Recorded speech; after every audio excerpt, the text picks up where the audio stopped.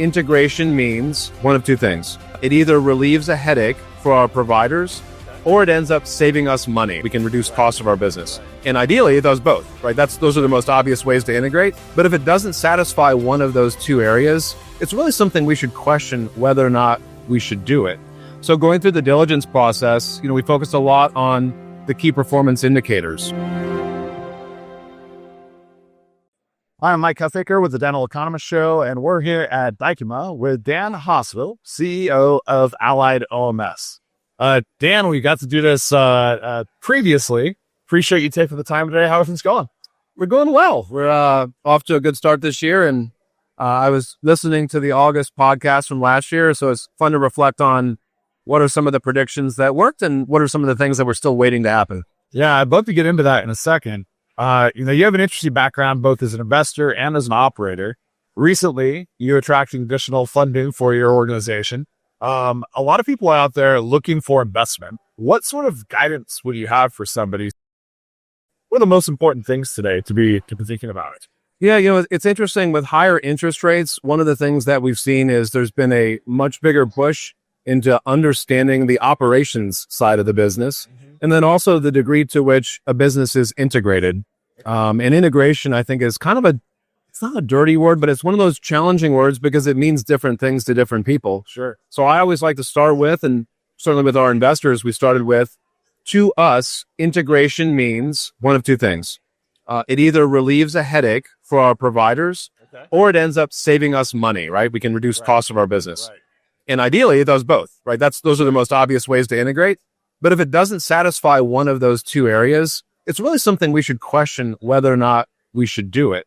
So going through the diligence process, we focused a lot on the key performance indicators. We were fortunate that our business has always been, let's say, slightly under-levered. And so we've been very prudent with our utilization of debt as a capital source. Yep. And then with the introduction of 65 equity partners and Everberg Capital back in June, this was really our first entree to the private equity scene. So this is our first outside equity investment. Okay. And so, they're really listening to their perspective of what are the areas they want us to focus on from a growth perspective, so that we can achieve, our goals over the next 3 to 5 years. Yeah. So what are some of those areas? I think that a lot of people, obviously the focus is always on EBITDA, and a lot of people are looking at bottom line, and it can be challenging to determine what investments to make and where to make investments, because look, that's an outlay of cash, a capital expenditure. When you're thinking about your growth plans and your goals now moving forward, what are those areas that you're looking to invest in? Yeah, it's interesting. It feels like it really revolves around the data side of the business. And so how can we increase the speed with which we can make decisions aided by the use of real-time data? Yeah. We're definitely not real-time yet, but how do we go from monthly reports to weekly reports to, at least on the internal side, daily reports? Yep. And our providers don't necessarily want to see the daily reports, but if we can start to tease out trends that appear on a daily report and then see that manifest on the weekly report, then we can actually step in and say, hey, we're seeing something in the business, and it gives our doctors, our practice admins, an opportunity to react and use that data to make a better decision. So I think one of the most important areas of investment is continuing to invest in the data side of the business.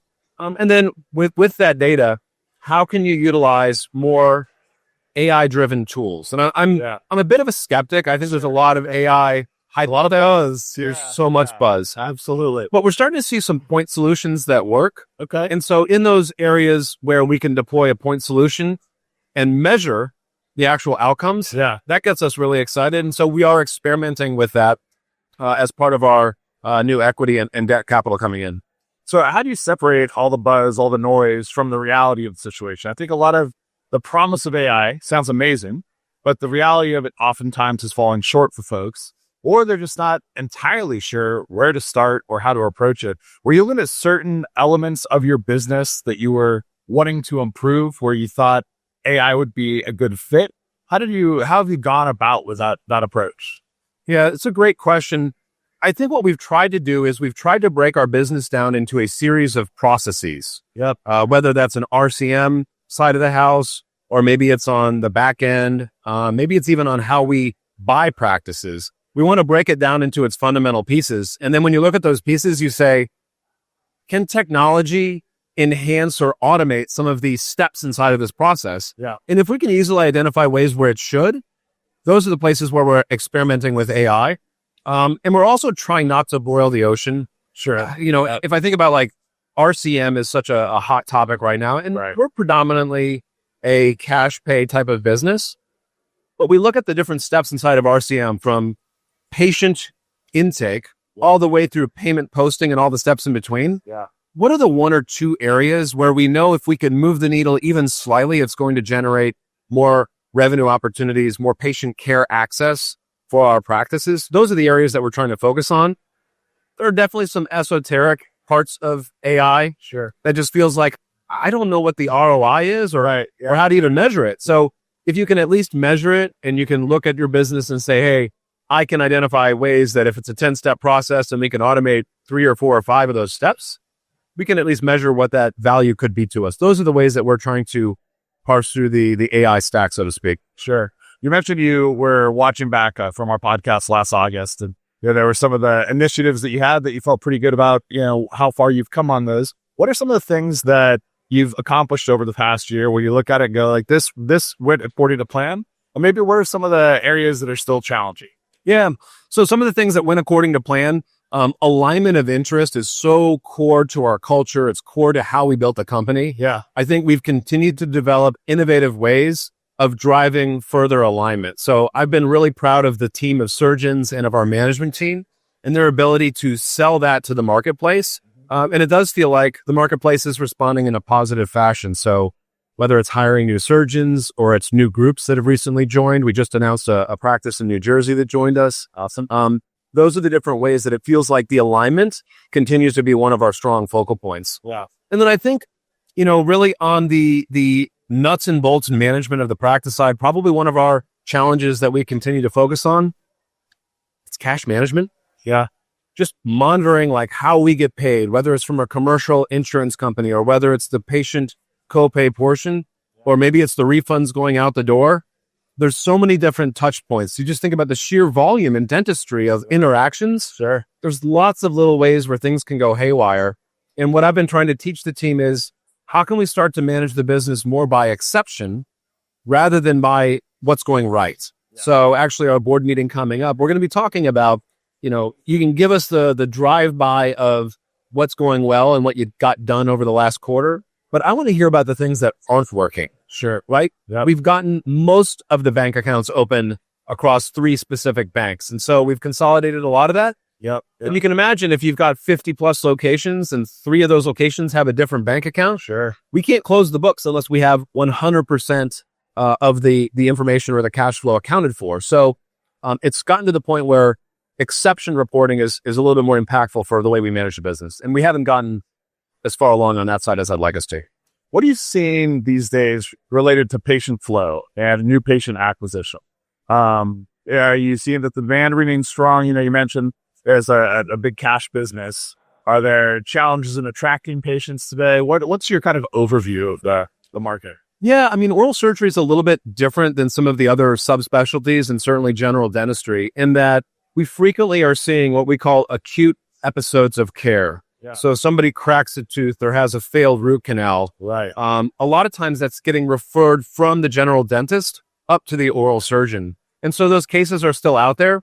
But one of the things we talk about in our group is we need better discipline about just getting out in front of the referral sources. So we just hired our first marketing referral specialist in the North Texas area. Yep. And she comes to us from an orthodontic platform. Yeah, sure. And so it's just the blocking and tackling of visiting literally 7 to 10 referral sources per day. Right. And just being top of mind, help setting up referral lunches or helping to coordinate an implant dinner or a CE event, some other sort of thought leadership piece for our referral sources. It's the discipline of doing that day in and day out. Yeah. And when you get busy, I mean, I think the fun part about dentistry is so many of our oral surgeon partners, they'll do the right things. They'll get out there, they'll host the dinners, and then the volumes increase and then they get busy. Right. And then they don't have time to do those things. So maintain. It's exactly right. It's the continuous application of the pieces that work. Yeah. Now, we're here having this conversation at Dykema. It's an amazing networking event. Incredible. Yes. Have you had any interesting conversations, any topics that have been kind of top of minds that have been brought up repeatedly? Yeah. One of the topics I like to ask people is, what is the underlying organic growth rate that's occurring in the market? Yeah. Across the board, not just, I sat next to some executives that run the trade associations for endodontics and for orthodontics. Sure. And I was asking them, what feels like the current run rate of organic growth that's out there in the market? And it kind of feels like flat is the new up, so to speak. Sure. And so for many folks, it's like, look, as long as I'm maintaining my volumes from the prior year, I feel like it's going okay. You and I were mentioning right before we started, there's this uncertainty, right? We're getting whipsawed with the tariffs. Right. What is that going to mean for our patient's pocketbook? Yep. And I think we're all just a little bit more cautious about what that means. So we see treatment plan elongation. We see people maybe doing the acute episode of care delivery, but then putting off a little bit more of the next step down the road. And so that's something that we're trying to keep our ears open to. I love the conversations, though. Y'all hosted an amazing dinner last night, and just getting to talk to different folks in the industry about the problems that they're seeing and the ways that they're resolving them.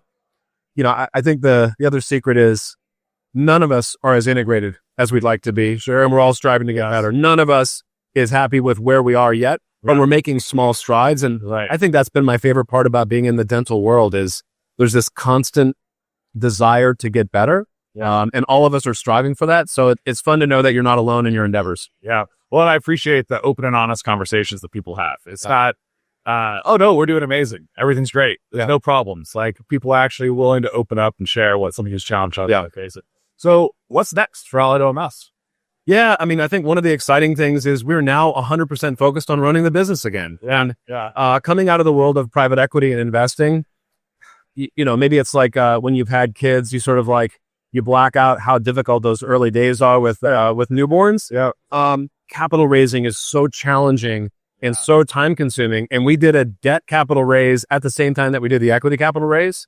So it felt like at one point I had like 7 constituents coming at me trying to figure out like, how do we thread the needle? Yep. But on a go forward basis, we're finding some really great practices that we can partner with. So on the pure play, kind of on the acquisition side, but we have more of our doctors in reinvesting more of their proceeds in rollover than I think some of our competitors do. That's exciting to us. We're opening de novos and being able to open satellite offices in geographies where we have existing density. We're really excited about that. Is that new for you all? De novos? It's relatively new. Yeah. Okay. We said in 2024, I think it was something I probably hinted at in August that we were going to start to work on it. So our first 2 de novos open here very shortly. We've got one in Fredericksburg, Texas, and one in Cleburne, Texas. And then we've done a couple other, we call them Aquinovos, where there was a opportunistic ability to maybe buy a practice for a really reasonable price, recruit a new surgeon to take it over, surround that surgeon and their staff with the resources that Allied can bring to bear. And then you get this ability to see like a practice really take off. Yeah. So we're seeing opportunities in these de novos. We're constantly hiring new surgeons. We signed 10 employment agreements last year.